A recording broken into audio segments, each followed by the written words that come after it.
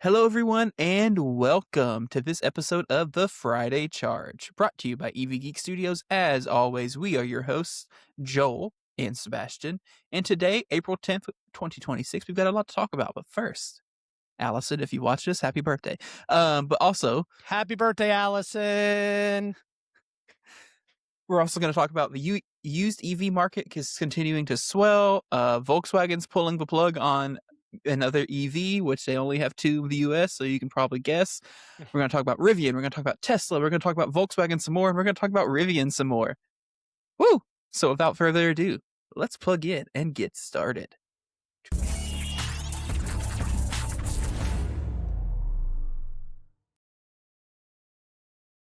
All right, our first topic of the night, the used EV market is swelling.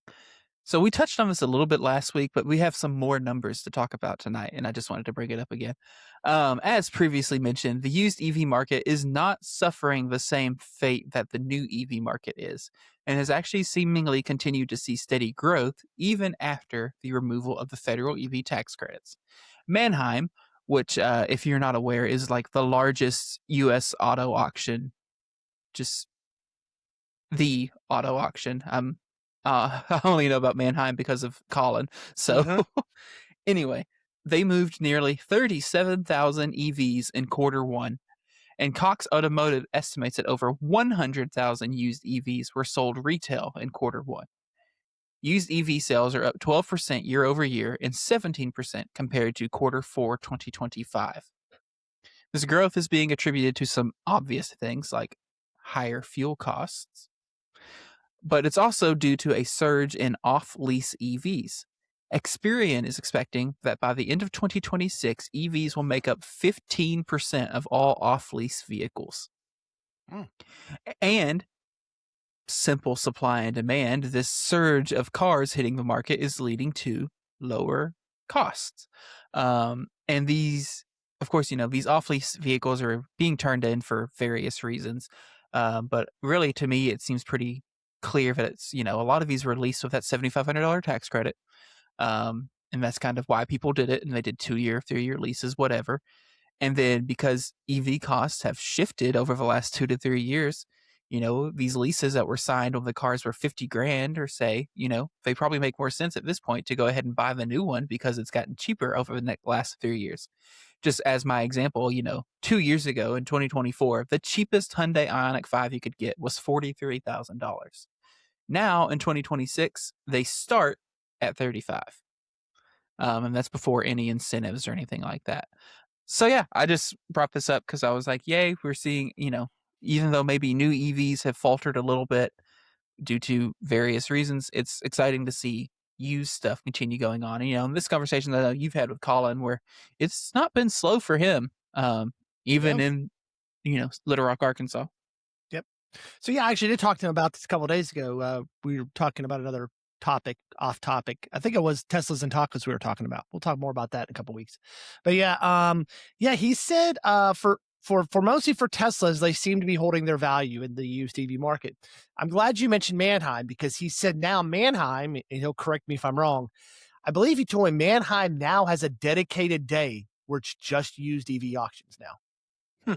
Because they were going through so many of them. There's a certain time or a certain day of the week where it's just used EVs. So, yeah. So I thought it was pretty cool. I mean, demand is there. I mean, let someone else take the depreciation hit and you buy it used. So, yeah, this is good to know. I'll be curious to see how this affects overall EVs in the market at the end of the year. Right. New and especially used. if, they make up 15% of all the off-lease vehicles for this year. Yeah. Moving on. Volkswagen is pulling the plug on the ID4. So Volkswagen has announced they'll be ending U.S. production of the ID4 in the coming weeks, shifting their production lines at the Chattanooga plant to build more Atlas SUVs. The ID4 is still going to be available and produced in other markets, just not here. This isn't a huge surprise to me. 2025 was Volkswagen's best sales year for the ID4. But also in quarter four 2025, they sold a whopping 248. Say that again. I'm sorry. I was reading. What'd you say? In Q4 2025, Volkswagen sold 248 ID4s. Well, damn. So 2025 was the ID4's best year, but they sold 248 in Q4. Yeah. Now, of course, we know they had a run up in Q3 for EV tax credit reasons or whatever, but it's also pretty clear that the 2025 model year would have been better than the 2024 model year in sales numbers because you couldn't buy the ID4 for most of 2024 That's true. due to that pesky door handle issue that they took forever to fix. Yep. Volkswagen states that they expect to have enough inventory on lots to last through the end of the year. Through 2030. Yikes. Through 2030. And they haven't ruled out the chance of a refreshed ID4 coming to the States, but it does seem unlikely to me that they would bring production back to the US, especially, if they're going to go ahead and switch these lines over to Atlas production. It seems unlikely that they would switch them back. And so when they do announce a refreshed ID4 or the ID Tiguan, whatever they end up calling it, I don't know took that my rumor, my hot breaking news, Sebastian. I can't stand will we even get it? Because with Yep. the current everything and tariffs and all that jazz, it probably wouldn't make much sense to import it because in price wise, it probably wouldn't compete very well. That is true. But yeah, Can't this is a disagree with bummer. you. I mean, the ID4 was one of those.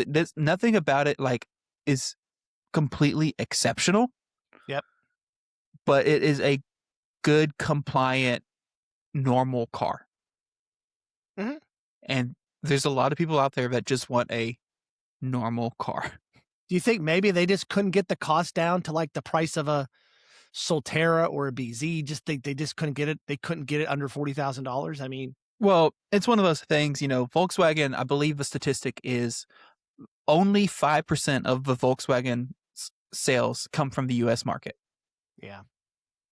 So they've never had a huge presence in the US anyway. Mhm. And so if you talk about their US volumes, I mean, it just probably doesn't make a lot of sense for them if they're already not selling that many cars. Anyway, you have anything else you want to mention about the ID4? No, I mean, it's sad. I mean, like you said, it was a solid car. It was nothing that went, oh wow. I mean, they did improve the software with the 2025 launch. We did notice that was a lot better. I'm curious to see if they're going to wait to see how this whole partnership with Rivian pans out in the next 12 to 18 months, because supposedly Rivian is building the brains for Volkswagen Scout and Audi coming up. I mentioned that in our Wednesday episode. But yeah, I'm just wondering if they're seeing how that all plays out, and then maybe come back with, there were reports out there. You kind of mentioned that Volkswagen is getting rid of the Tiguan as well, and they're thinking about that coming back as possibly an EV, which makes sense. But yeah, it sucks, but oh well. Is it weird that you're starting to see EV players that weren't in the game 2 or 3 years ago are now the ones who are starting to lead the game? Like, we weren't talking 2 or 3 years ago about Rivian, Subaru, Lexus, Toyota, having strong EV Rivian sales. maybe, but those others, no. Yeah. But yeah, it's just weird that those are the ones that are taking off now, and we're seeing people like Ford struggling. We're seeing Volkswagen struggling. And it's weird how we're just getting kind of like a shift in the pendulum with EV sales. Right. Yeah, it's interesting. This also means that for at least the 2026 model year, VW has no EVs. Yep. That is true. Now, you can still get them. There's tons on the lot, but they aren't making any 2026 model So if you're year. curious and you want to go back like a year and watch us review Volkswagen Buzz that has kind of got green wrap on it, it is still available on our local Volkswagen dealership. Which is insane. I have to know. Insane. I need to know. Are they still asking? It's in the 50s, I think. Too much money for it. Yeah, double check. It's the ones I call it the I know EV which Geek one Green. it is. It's the EV Geek Green one. I know which one it is. Yep. Yeah, let me know. I think it was like 40 something, 48, 52, something They like have that. it listed right now at 50. Yep. For 230 But it miles also of range. says 7,500. I don't know if that 50 is before or after the rebate. Oh no, that's before. That's after. Yeah. Yeah. Still kind of high. So, yeah. especially because that wasn't even a higher trim level. That's the No, Pro S. it was the base model small battery. Yeah, so And the green is a wrap because the color, it's just a white. It's all it's white. white. Anyway, Yep. anywho, moving on. Moving on. Since you mentioned your Wednesday episode, Yep. Rivian's first quarter's gone pretty well. So Rivian released their first quarter numbers for the year, and things are trending pretty good. In quarter one, Rivian delivered 10,365 vehicles, which is a 20% year-over-year increase compared to quarter one 2025. And I know 10,000 vehicles doesn't seem like much for a startup like Rivian, or just in general, but for a startup, it's pretty solid. To compare to another startup, Lucid, which does, to be fair, make fewer models than Rivian, although similar price brackets, delivered 3,093 vehicles in quarter one 2026. Now, Lucid does attribute some of that drop to a supplier issue that did cause a 29-day production pause on the Gravity, but I think realistically their number might not have been too much higher than that anyway. And I'm hopeful for Rivian, with the launch of R2 basically here anytime now. These numbers should hopefully continue to climb. Joel, I'll let you talk more on this since you did do a whole episode about Rivian's first quarter, but So yeah, if you want to watch a little deep dive, sorry y'all, the pollen is killing me today. I keep itching my eyes. It's brutal. I sat out back before we did this, and I should not have done that. So if you see me picking at my eyes, rookie that's the move. reason why. And I have this bright light shining in it too. So yeah, kind of a couple things stood out to me. So if you're interested in listening to that deep dive, go back. Was our Wednesday episode this week. First off, they actually delivered more than they produced, and I think that was the first time that happened. I think they produced like 10,300 and delivered 10,600, which is positive news. With this whole new zonal architecture, they were able to cut cost, which is good because you want to be able to cut costs. Same thing I believe Tesla did to help cut cost too, as well as kind of reduce the coppering, reduce the kind of the electronic brains in the car to just a few now. And then we have partnerships. We've talked about their partnership with Uber. We've talked about the partnership with Volkswagen and how we kind of said Volkswagen, they're going to get a licensing fee for every car Audi, VW, and Scout produce that has their software in it. So get that cost down too. Here's what shocked me. They delivered more cars than Ford. Ford delivered 6,800 cars in Q1 of Mustang, of Mach-E and Lightning. That blew my mind. So I was like, wow. I didn't realize that. I guess I missed that. Yes. So that's what shocked me. And they're releasing more of their EDVs. So they're electronic delivery vans. They have now the long range one, which helps with those rural routes and things like that. So yeah, I'm really excited to see what this year has in store for Rivian. But I think they might have gotten their act together if they can ramp up the R2. And that's the key. That's the make or break. Can they ramp this up? I mean, because they're, like you said, they delivered 10,600 vehicles. They're still saying 65 to 67,000 vehicles this year they're going to deliver. Right. So they got a ways to go. So I guess they're planning a huge ramp up of these R2s. So we shall see. Yeah. I hope good for them. Hopefully it works out. Hopefully there's now, one let's talk about some much. year. There you go. Let's talk about some much larger numbers now. Tesla.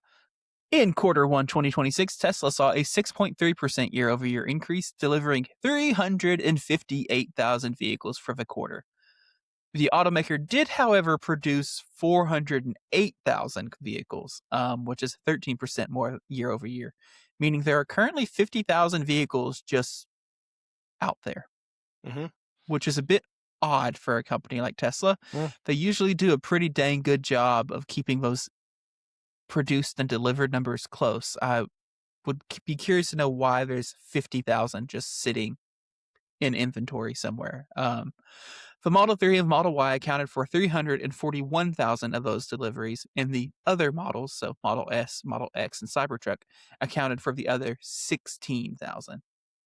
Tesla EV sales continue to be impressive in volume. I mean, just US market. The second place for EV sales currently is still GM, who in quarter one sold just over 25,000 vehicles, which is a decent bit less than 358,000. It's a few, not a rounding error. Anyway, and speaking of other models, last week we talked about how Tesla has officially produced its last Model S and X. Well, that got more interesting this week or over the weekend. All inventory Model S and X's that were remaining have had their price increased by 15 grand for reasons. Collector's item? I don't know. Anyway, I don't have many other notes on this. I just thought that baffled me a little bit. It's like, cool, this vehicle that already isn't selling awesome, we're going to add 15 grand to the price just because. Are they thinking like nostalgia reason people are going to rush out and buy these? Like, I don't know. It's, a lot of times we see legacy automakers are discontinuing a car. The dealers will start cutting prices on them or whatever because they want to get them off the lot. They want to move them. And it's like Tesla is doing the exact opposite. It's like, we discontinue this car, pay more for it. You can't buy it anymore. But yeah, I don't see them raising the prices of the Ford F-150 Lightnings. Or ID4. So yeah, I mean, right. Tesla, maybe their math is just a little bit different than the rest of ours. Anyway, but yeah, I mean, good for them. They're seeing a year-over-year increase. Of course, their numbers are still not quite what they've been before due to everything, but they're still, I mean, obviously doing pretty well for themselves. Yep. All right, too many numbers. Volkswagen is starting to test robo-taxis in LA. So this week, Volkswagen began testing its ID Buzz robo-taxis. This is yet another robo-taxi partnership with Uber. And by the end of 2026, the companies expect to operate hundreds of vehicles in LA. But first, they have to test the things, and that involves running the vehicles with safety drivers for validation purposes. The VW ID Buzz robotaxis feature 27 sensors, including 13 cameras, 9 LiDAR sensors, and 5 radar units. Nice. The ID Buzz robo-taxis feature 4 passenger seats, so I'm assuming the second and third row. It's probably a captain's chair in the second row and then the bench in the third row. And the front passenger seat is replaced with a luggage rack. If only the ID Buzz had a compartment in the vehicle that was I know, that would make luggage. sense. If only. Anyway. Also, just while we're talking about the ID Buzz, so the automaker recently came out and tried to argue that the ID Buzz was not paused for 2026. Their argument was it's not paused because there's plenty of inventory on lots for the entirety of the 2026 model year. And they're simply just jumping from the 2025 to 2027 model year. No 26. No, just skipping it. Didn't happen. It just sounds an awful lot like pausing production to me. Yeah. It's like, there's so many on the lots, we don't need to make them. It's like, okay, so you're not making them. Yeah. It's paused.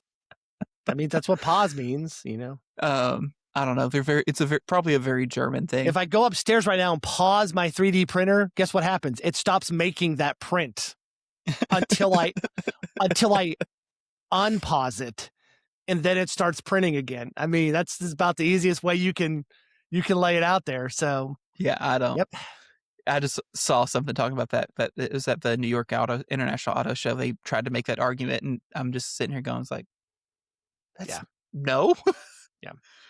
Anyway, we have if Uber needs a VW Buzz, we got one here that's been sitting on a lot for a while. That's green. If they need to get it, I'm sure Uber's going to get a lot of cars probably from sitting in inventories and things like that. I don't know. Or is Volkswagen going to just make all new ones special just for Uber? I don't know. That's right. Hey, we have EPA results for the R2. Woo! So specifically, we have the EPA results for the upcoming R2 Performance, which will be the first trim level available at the launch of the vehicle. The vehicle tested initially was an R2 Performance on the 21-inch wheels. According to the EPA testing, they were able to drain 88.6 kilowatt hours of energy out of the vehicle's battery pack, which is a little higher than what Rivian said the battery is, which Rivian claims it's an 87.9 kilowatt hour unit. But perhaps more importantly, in EPA testing, they were able to achieve 335 miles on a full charge, which is 5 miles higher than Rivian's estimate. And if you do some quick math, the EPA efficiency would be 3.87 miles per kilowatt hour. That's impressive. Which is pretty impressive for a boxy performance variant of an SUV. Yep. The EPA also resulted in let me start that sentence over. Woo! The EPA also released results for the variant on the 20-inch all-terrain tires. That one achieved 3.5 miles per kilowatt hour, which for a vehicle on all-terrain tires is still pretty respectable, and 314 miles of range. Not bad. Also, in the EPA results, which this is interesting, it kind of contradicts some other data, but we'll talk about that in a second. And for EPA, it says that it has a 210 kilowatt peak DC fast charge rate. And I say that contradicts other data because, as we know, Rivian owns a better route planner. Mm-hmm. And the R2 was recently added to a better route planner and showed a max DC charge rate of 240 kilowatts. Ooh, we got ourselves a So mystery. either they're using fake data in a better route planner for now until the vehicle's launched, Mm-hmm. or the EPA wasn't able to get full speed for some reason. Interesting. But Yeah, yeah, I mean, I'm more just excited that, yay, 330 miles. And again, that's on the performance variant. So as we see this other variants with more, aerodynamic wheels or less sticky tire, whatever, or, single motor variants even, yep, maybe we get more. 340, 350, maybe. Be interesting to see. But yeah, this is exciting. I mean, I think the magic number seems to be 300. That seems to be not the holy grail, but that seems to be the magic number now that kind of everyone is aiming for, is that 300. And to see them get that with a car that looks like a smaller R1S, that's pretty good. It's decent. I mean, Yeah. kudos. Like I said, this could be the year they turn it around. Now we just need to see them on the road and cool things like that. But kudos to Rivian. Yay, Rivian. Kudos to them for sure. Yep. Yay. All right, Joel, talk to me. What's going on? So I shared something with you. I don't know if you saw it in one of the text messages. I was going through X or Threads, and you may have saw this. An advertisement came up for Kia worldwide, Okay. and I watched it. It was a little 45-second ad, shows different cars. It showed the new van, which I see a lot now. I guess that's doing pretty well overseas. When you tell the PH, what is it? PHV? What's that called? PV. PV. The PV5. Watched it 2 or 3 times just to make sure. Went through all their models. No Kia EV6 in this advertisement. Ooh. So EV9, EV2, EV3, all the ones that are kind of currently out right now. And I was waiting. Maybe I missed it. Watched it again. Nope. Watch it again just to make sure. No mention in this advertisement on Kia worldwide about the EV6.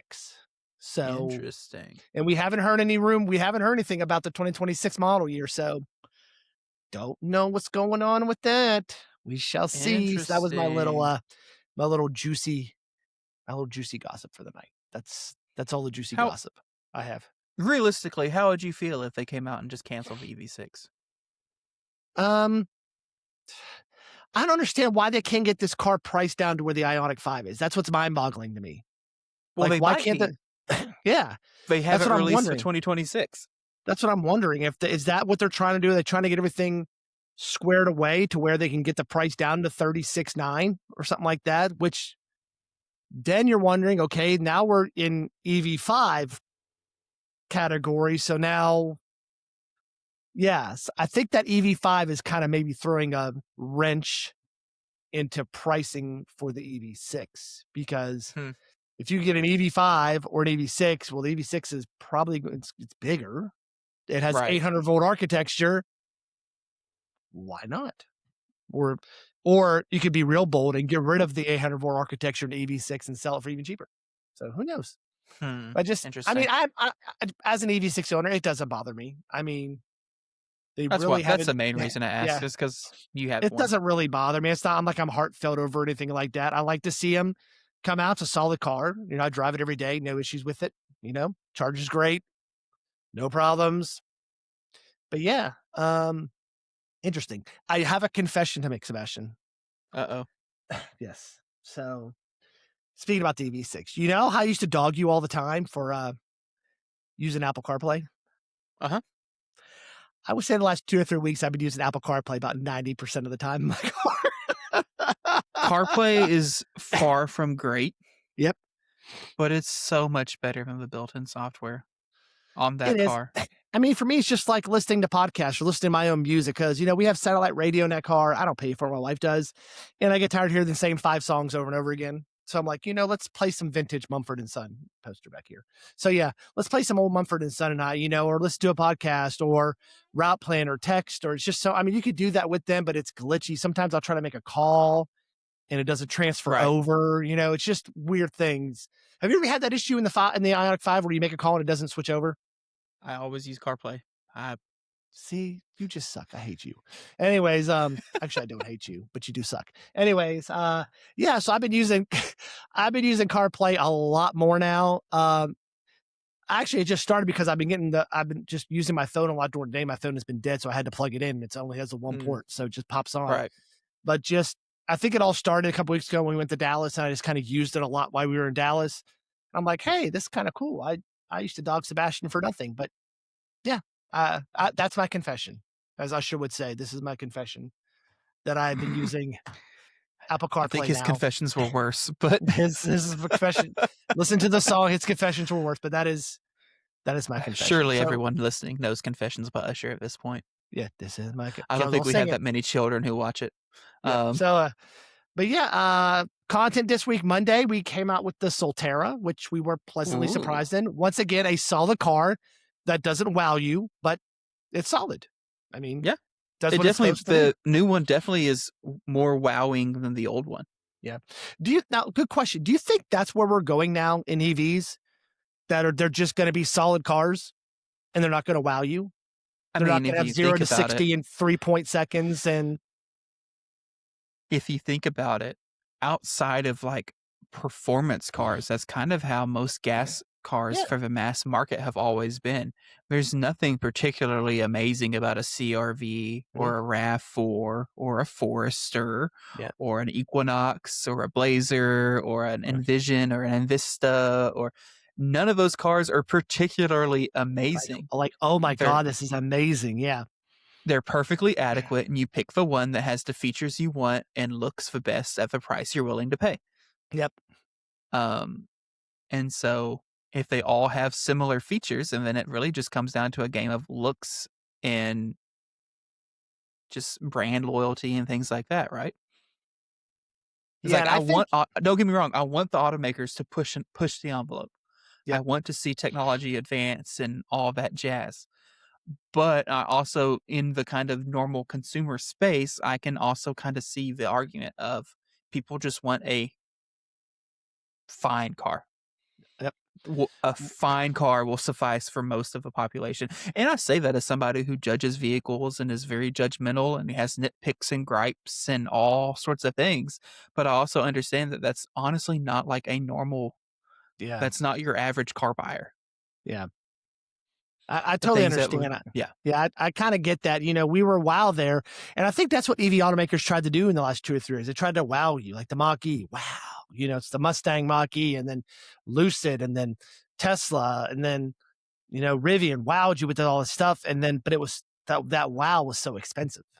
And now, like, it and people who are getting into EVs, like, I just want a car that I can charge at night and get me from point A to point B. You know, the crazy butt software that doesn't bother me. Just give me something I can listen to radio, you know, do Apple CarPlay and turn on the air. That's all I need.